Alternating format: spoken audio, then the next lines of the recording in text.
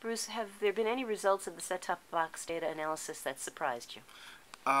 Yes, I think what surprised me was what I was talking about before, the fact that it predicts changes in the Nielsen movements in the Nielsen sample better than the Nielsen data does. When I initially started looking at that, I was my hypothesis was that it would be almost as good at predicting changes as Nielsen. I never imagined, at least at first, that it would perform much better, and that to me is that was a big find there.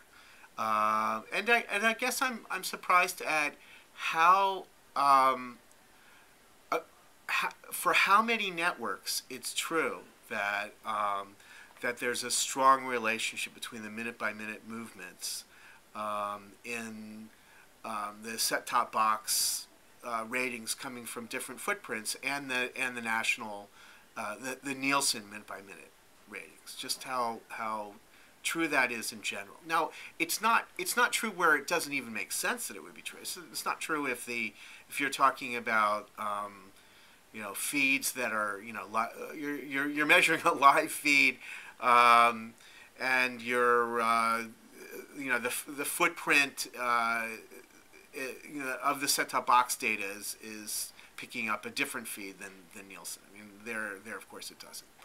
But once you get past those kinds of obvious cases, with a lot of sports networks, there are a lot of complexities to feeds and so on. But once you get past that kind of thing, the data lines up surprisingly well. I'd like to ask you a little bit about how the agencies respond to your set-top box data work and what you think the future is for perhaps creating another metric through set-top box data. I think there's a lot of receptivity. I think part of the reason is the realization that if we want to move beyond measuring eyeballs and actually get closer to measuring shifts in product usage and transactions and so on, that we're going to have to move to a much larger scale than our current measurement system.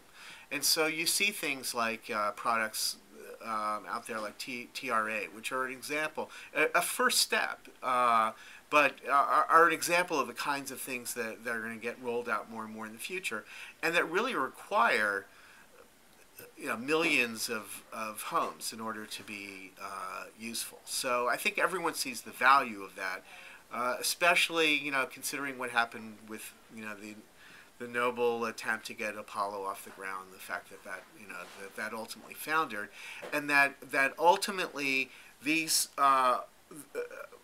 overlays of panels are going to be a way of the future in our measurement, and overlaying set-top data with purchase data, for example. So I think everyone's very receptive towards that.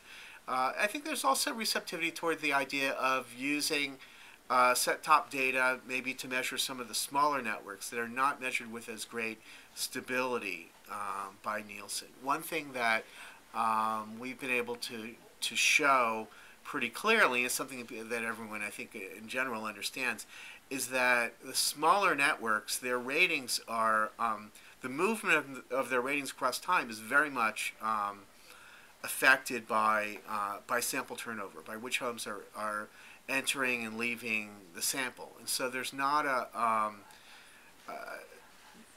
it is a far from perfect measurement, let's just put it that way. And that's another example, another advantage of set-top data is that that kind of turnover issue is just not there.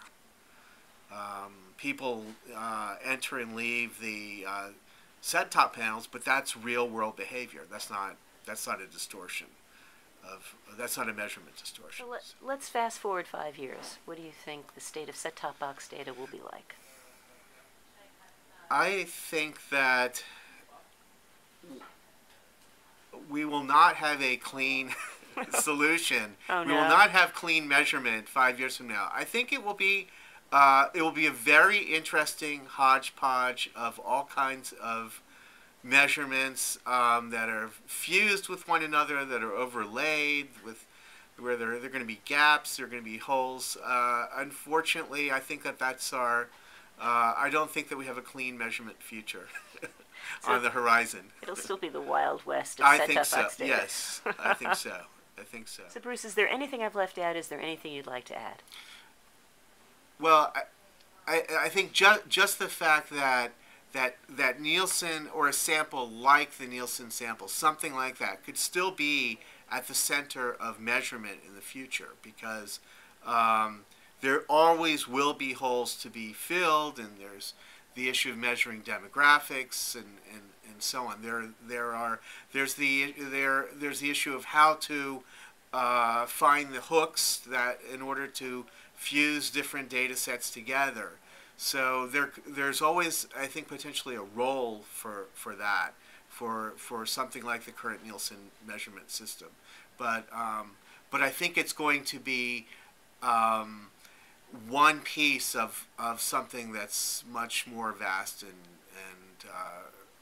complex, and that can do much more than we can do today with our measurement. Well, thank you for your time. It was great. Okay.